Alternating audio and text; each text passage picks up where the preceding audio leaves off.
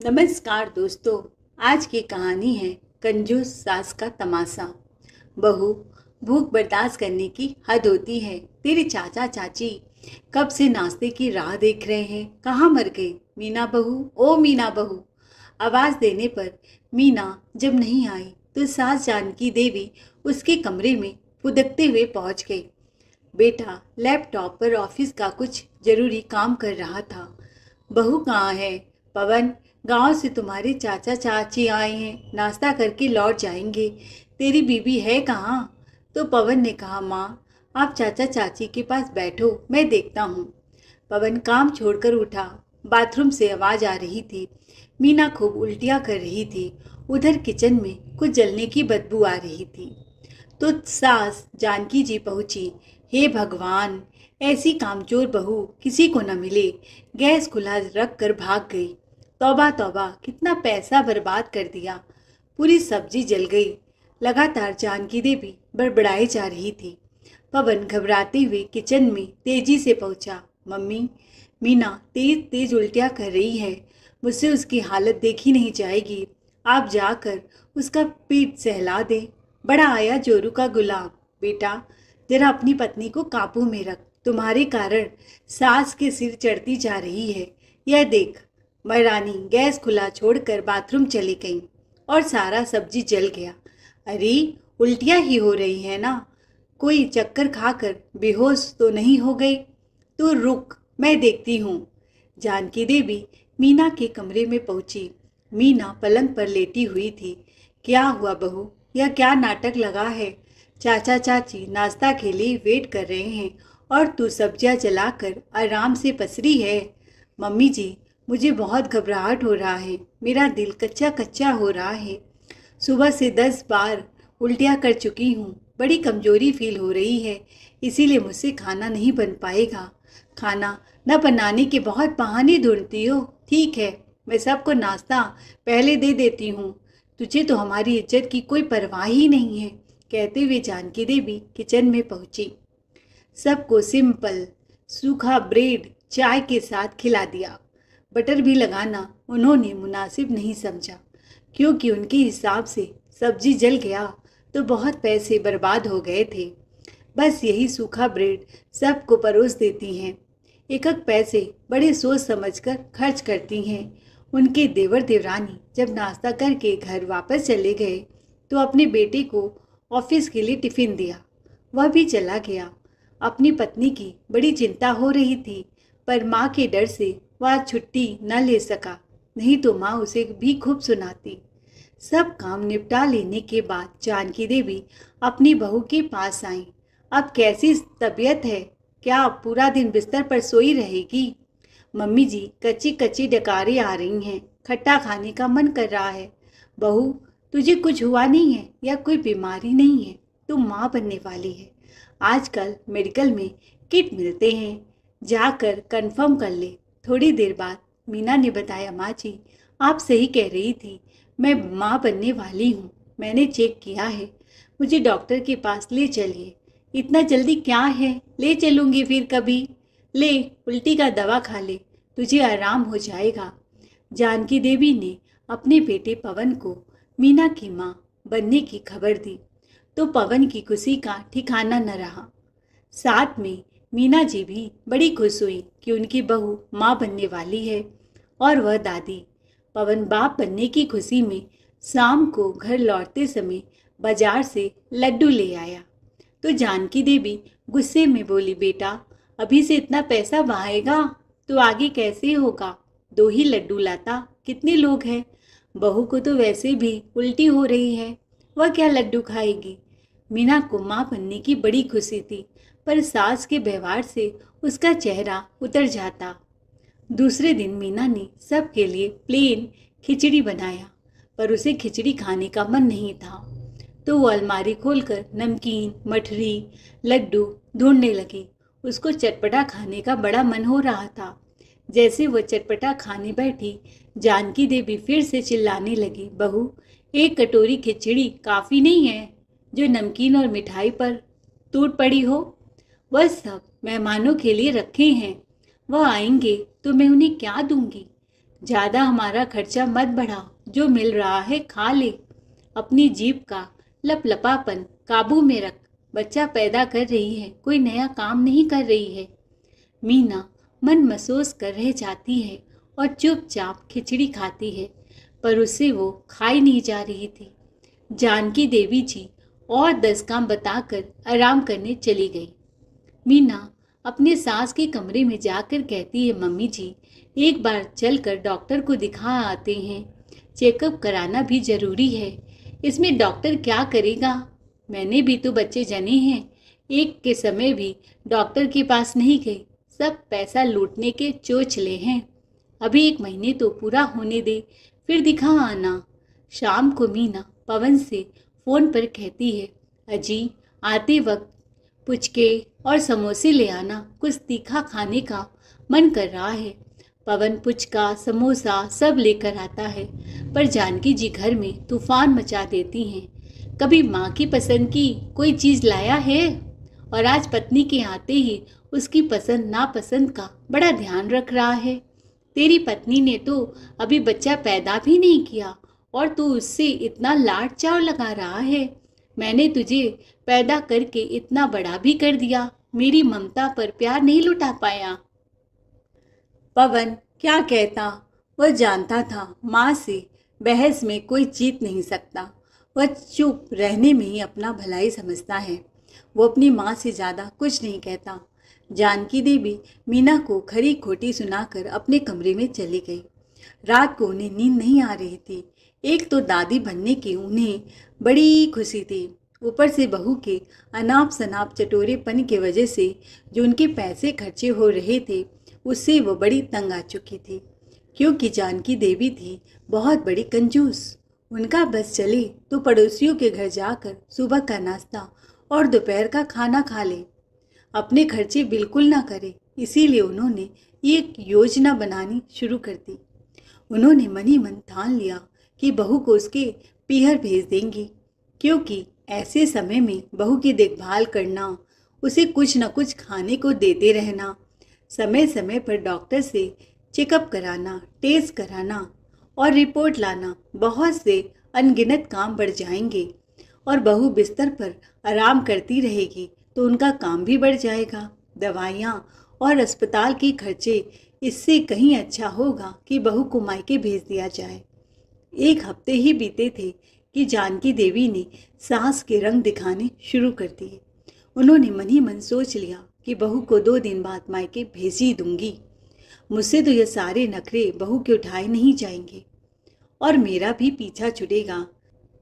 करीब रात के 10 बजे उनके फ़ोन की घंटी भी बज उठी।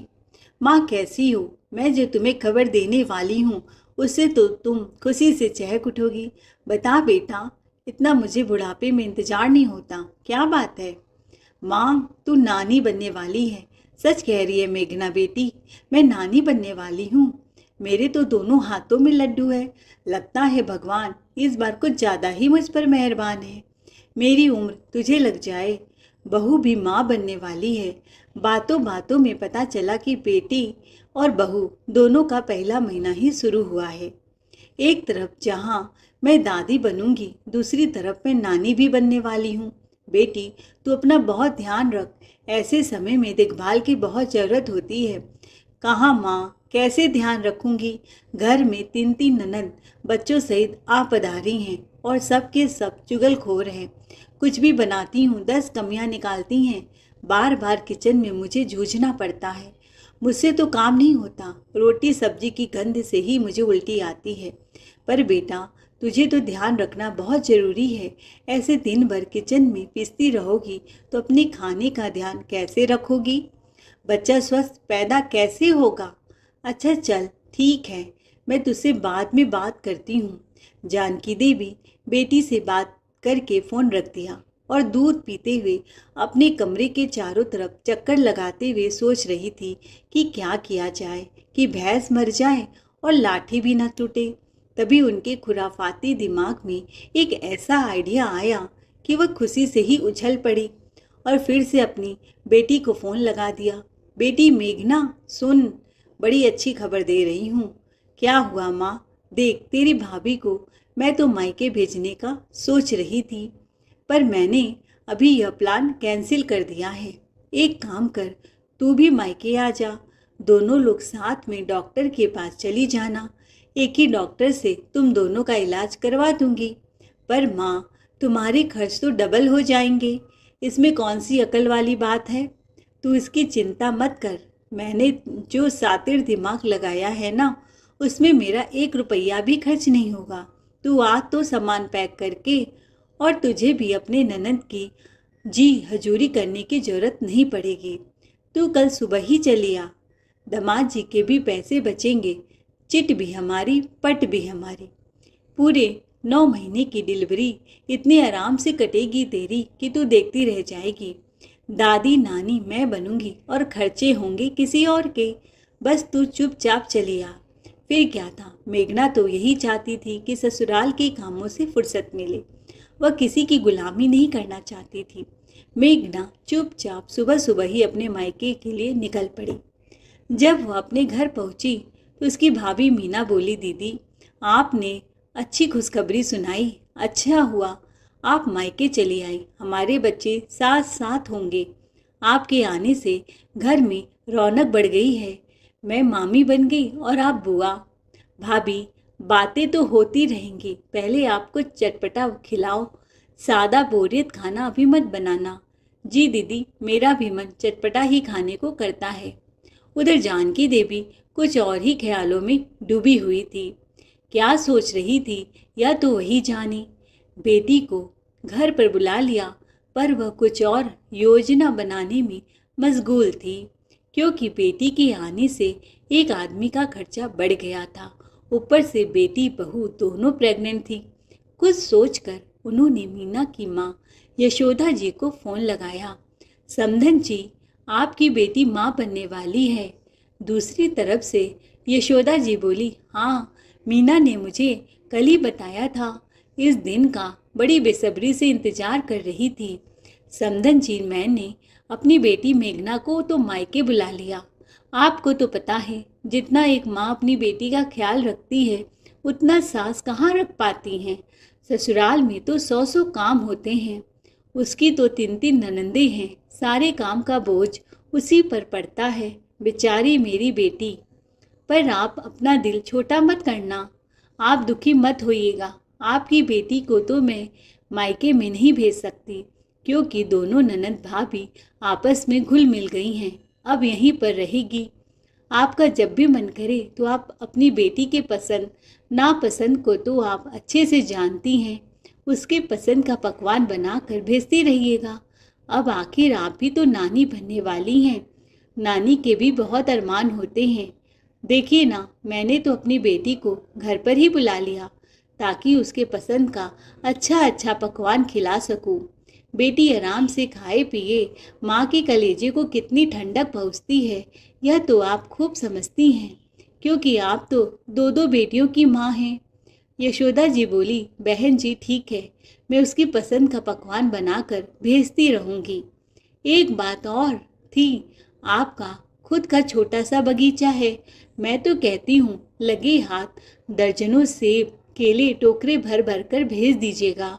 ऐसे में हेल्थ का ध्यान रखना भी बहुत ज़रूरी होता है। अब क्या था, यशोदा जी कभी पनीर के पराठे तो कभी पकौड़े, कभी फल कभी मेवे, कुछ न कुछ अपने बेटों के हाथों संडे वाले दिन भेजती रहती। ननद मेघना खूब लुत्फ उठाकर खाती। 2-4 पीसेस अपनी भाभी मीना से ज़्यादा ही खा जाती। फिर एक दिन सुबह के 10 बज ही रहे थे। मेघना के पेट में ज़्यादा ऑयली खाने से दर्द होने लगा। वह चिल्लाने लगी, माँ माँ। सारे घर में हड़कंप मच गया कि उनकी बेटी को क्या हो गया। क्या हुआ मेघना, तू इतना चिल्ला क्यों रही है? माँ, लगता है पकौड़ी ज़्यादा खाने से अपच हो गया है। बड़ा दर्द हो रहा है, मुझे डॉक्टर के पास ले चलो। पर बेटा, बहू ने तो 2 दिन के बाद की अपॉइंटमेंट ली है। 2 दिन बाद तो हम डॉक्टर को दिखाने ले चलेंगे। अभी तो बेटा भी नहीं है, वह तो ऑफिस के लिए निकल गया है। रुक, मैं ही कुछ करती हूँ। उन्होंने तुरंत फ़ोन लगाया यशोदा जी के पास और कहा, समधन जी, बुरा मत मानिए, हम बहुओं के मायके ज़्यादा कष्ट नहीं देते, पर क्या करें, मीना बहू का डॉक्टर से चेकअप कराने का समय आ गया है। ऐसे में कोई लापरवाही करना उचित बात नहीं होगी, कोई लेने देने ना पड़ जाए, इसीलिए आप अपने बेटे विशाल को भेज दीजिए। अभी तो आपका दामाद पवन ऑफिस के काम से बाहर गया है, उसके ऊपर घर परिवार की जिम्मेदारी है। पवन के पिता तो है नहीं, मेरा बेटा अकेले है, नहीं तो हम आपको तकलीफ न देते। आपके तो 2 बेटे हैं, इसीलिए एक को भेज दीजिए तो अच्छा होगा। यह सुनकर यशोदा जी बड़ी भौचक्की रह गई। उन्हें बड़ा अजीब लगा, फिर भी वह समधन जी को सामने से इनकार भी नहीं कर पाई। खैर आधे घंटे में विशाल अपनी बहन मीना के घर पहुंच गया। मीना बहू, काम छोड़ो, मैं सब देख लूंगी, जाकर पहले डॉक्टर से चेकअप करा लो, तुम्हारा भाई आया है। यह सुनते ही वह तो हैरत में पड़ गई, बड़ी बड़ी आंखें करके अपनी सास जानकी देवी को निहारने लगी। माँ जी, मैं तो कब से कह रही थी डॉक्टर को दिखाने के लिए चलिए, तब तो आप मेरी एक न सुनी, और अभी 2 दिन के बाद की अपॉइंटमेंट ली है तो आज कह रही हैं चली जा। आपका तबीयत तो सही है ना? बहू देख, मेघना की तबीयत खराब है और मैं नहीं चाहती तुम्हारी भी तबीयत खराब हो। मुझे तुम्हारी बड़ी फिक्र होती है।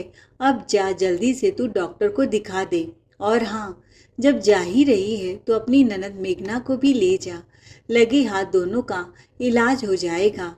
मीना कैसे मना करती, वह अपनी ननद को डॉक्टर के पास नहीं ले जा सकती, क्योंकि वह अपनी ननद को अपनी बहन मानती थी।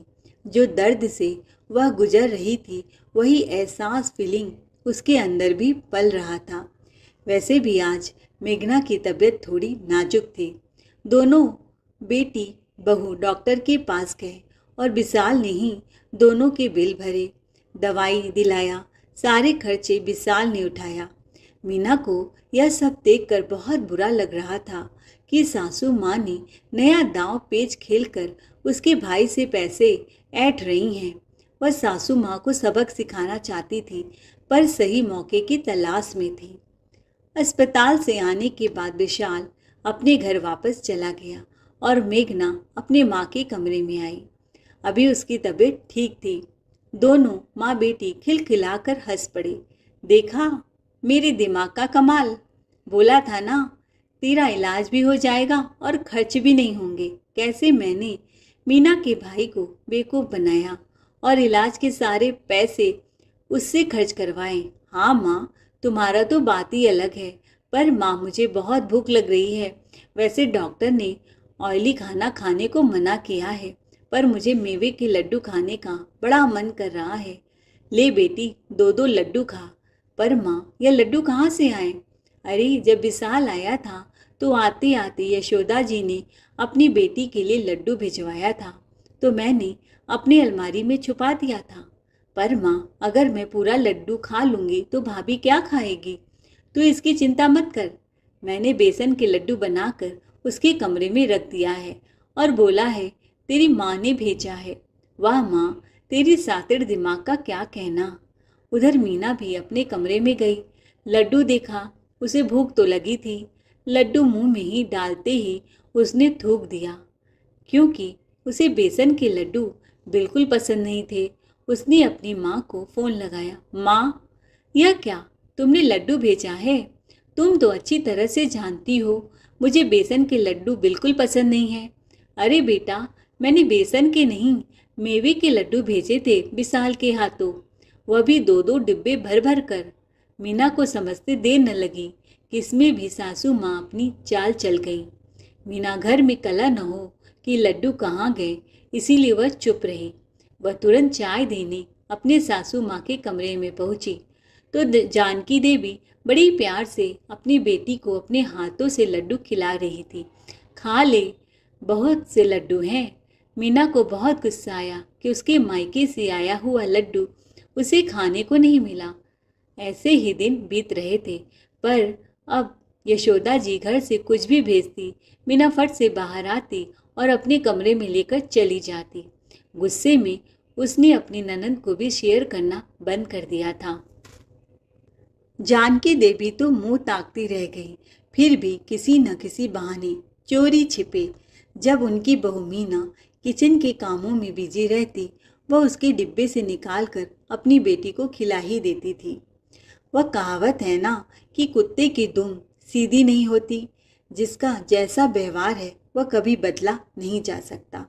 7 महीने बीत गए। जानकी देवी अपनी बेटी को सलाद फ्रूट्स काट कर खिलाती, बहुत ध्यान रखती, पर मीना का ध्यान नहीं रखती। एक बार जब वह अपने भाई विशाल के साथ डॉक्टर से चेकअप करा कर लौटी तो डॉक्टर ने कुछ जांचें लिखी थी। वो करवाने पर हीमोग्लोबिन कम आया था और कमजोरी होने के कारण जानकी देवी जी के गले से ये बात उतर नहीं रही थी कि दोनों समय तो प्लेट भर भर कर ठूसती है, फिर कैसे खून की कमी हो गई। जरूर यह काम न करने के बहाने बना रही है। अरे हम भी जब प्रेग्नेंट थे तो हमें पता भी नहीं चलता था कि हमारे पेट में बच्चा है। कभी 2 घड़ी चैन से बैठने ही नहीं देती थी मेरी सास। सुबह से लेकर रात तक चक्कर घेनी की तरह काम करवाती थी।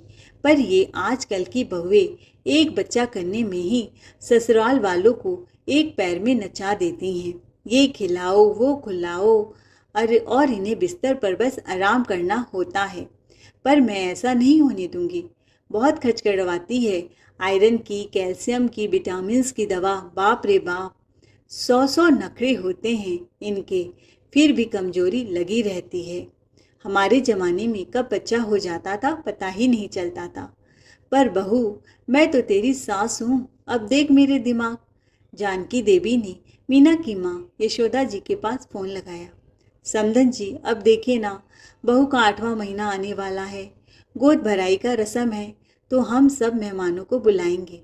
ऐसे में इस समय मीना बहू के पैर सूज गए हैं तो घर में 4 काम होते हैं।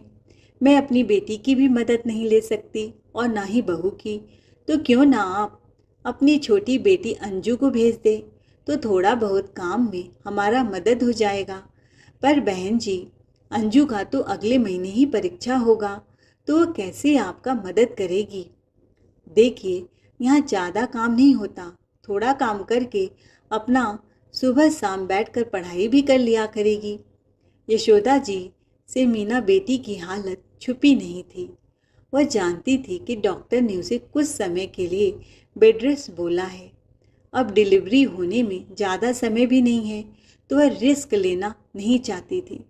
इसीलिए उन्होंने अपनी छोटी बेटी अंजू को अनमने मन से वहाँ भेज दिया।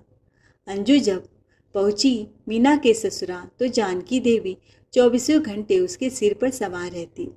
जब भी वह पढ़ने को बैठती तो बोलती, थोड़ी देर बाद पढ़ लेना, जाओ मेहमानों के लिए नाश्ता बना दो, गोद भराई की रस्म शुरू होने वाली है।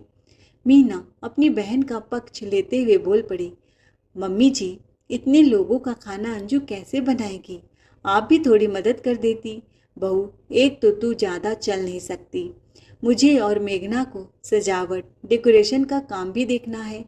पर मम्मी जी, वह तो अभी छोटी है, 30-40 लोगों का खाना उससे कैसे बन पाएगा। मम्मी जी, बच्चा मैं कोई मायके से लेकर नहीं आई, जो मेरी बहन खाना बनाए, जो हर सामान मेरे मायके से आए। आपने बोला था गोद भराई वाले दिन बाहर से हलवाई बुलाएंगे। हाँ, बोला था बहू, पर हलवाई अभी खाली नहीं है, खाना बनाने से मना कर दिया है। तो मम्मी जी, बाजार से ही कुछ रेडीमेड नाश्ता मंगवा लीजिए। अरे बाजार से मंगवाना होता तो तेरी बहन को क्यों बुलाते। एक आदमी का खर्चा तो ऐसे ही बढ़ गया, और अभी पैसे की बचत करेंगे तभी तो डिलीवरी के समय काम आएगा। तुम तो जानती हो ज़माना बदल गया है, अब बच्चे तो ऑपरेशन से होते हैं, लाखों का खर्चा होता है, और डिलीवरी के बाद भी 2-2 बच्चों का खर्च बढ़ जाएगा। मैं तो कहती हूँ खर्चे हमें फूक फूक कर करना चाहिए। मीना ने यह बात अपने पति पवन को बताई। पवन भी अपनी माँ से बहुत डरता था, उनके आगे कुछ बोलने का साहस जुटा नहीं पाता था। मीना समझ गई कि पवन भी अब उनकी मदद नहीं कर पाएगा। मीना ने बैठे बैठे सब्जी काट के दिया और अंजू ने खड़ी खड़ी किचन में सारा काम किया। सब मेहमानों के आगे पीछे दौड़कर उनकी खातिरदारी की। करते करते बेचारी थक कर चूर हो गई। मीना को अपनी बहन पर बहुत तरस आ रहा था। सासू माँ को फ्री की नौकरानी मिल गई थी। सारे मेहमानों के जाने के बाद जानकी देवी ने अंजू से सारे घर की साफ सफाई करवाई और उसे 10 काम बताकर अपने कमरे में आराम करने चली गई। दोनों माँ बेटी खूब ठहाका लगा लगा कर हंस रही थी कि फ्री में नौकरानी भी मिल गई और गोद भराई के रस्म का काम भी हो गया, उनके पैसे भी बच गए। यह बात अंजू ने सफाई करते समय सुन ली।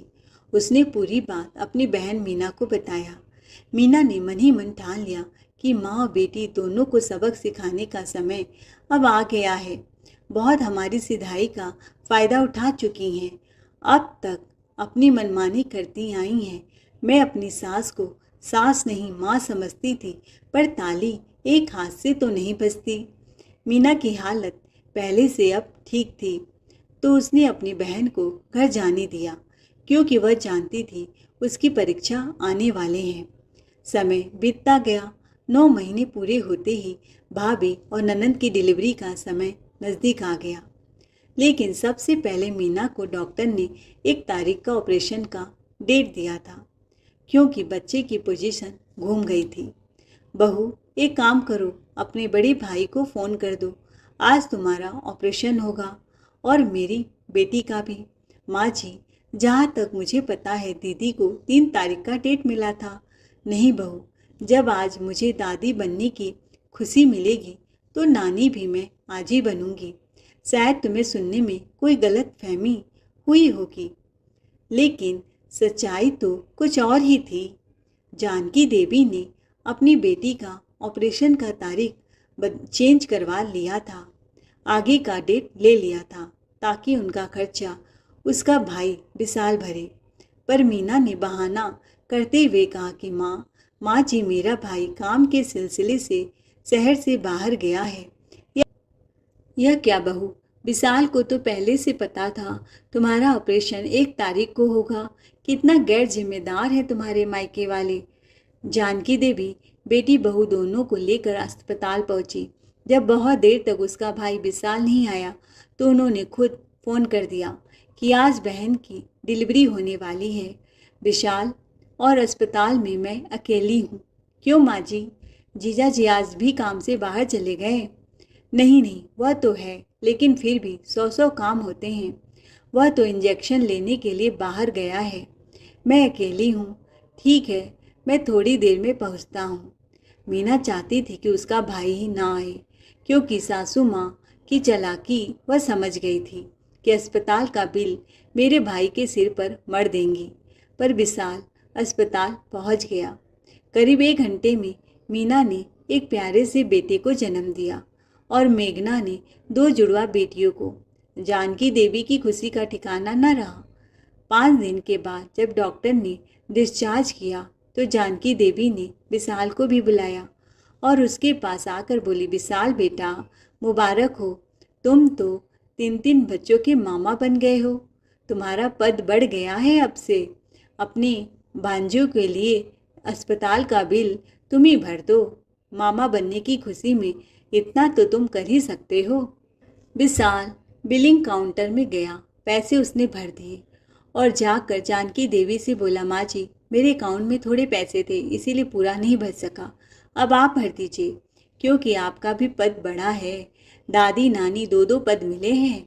मेरे अकाउंट में बिल्कुल पैसे नहीं थे, क्योंकि मैंने अपनी बहन और भाई के कॉलेज की फीस भरी है।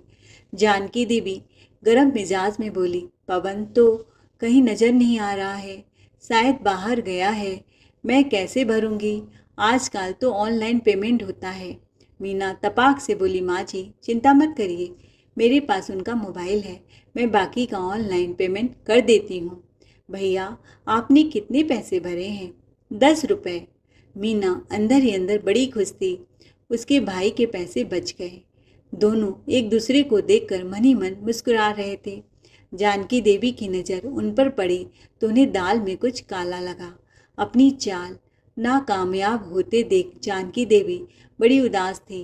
दरअसल बात यह थी कि मीना ने अपने भाई को मैसेज कर दिया था कि भैया आप अपना अकाउंट खाली कर लेना, क्योंकि मम्मी जी आपसे ही 2-2 ऑपरेशन के खर्चे वसूल करेंगी और अब तक का किया गया जानकी देवी का सारा चिट्ठा खोल दिया था। कैसे वह अब तक अपने पैसे बचाती आई थी, कंजूस नहीं तो। जानकी देवी ने जानबूझकर बहाने से पवन को बाहर भेज दिया था कि उसे अस्पताल का बिल न भरना पड़े। तो चालाकी से उसने पवन के जेब से मोबाइल निकाल लिया। मीना का भाई विशाल ने अस्पताल आते समय सारे पैसे यशोदा जी के अकाउंट में ट्रांसफ़र कर दिया, अपने अकाउंट को खाली कर लिया। जब जानकी देवी को इस बात की खबर लगी कि बहू ने उन्हें सबक सिखाने के लिए यह तरीका अपनाया है, तो उनकी सिट्टी पिट्टी गुम हो गई। दोस्तों, आज के ज़माने में बहुत सी सास ऐसी होती हैं जो हर चीज़ के लिए बहू के मायके पर डिपेंड होती हैं। आपको हमारी आज की कहानी कैसी लगी कमेंट करके ज़रूर बताइए। कहानी पसंद आई हो तो चैनल को लाइक शेयर सब्सक्राइब जरूर करें। Thanks for watching ARK voice 517।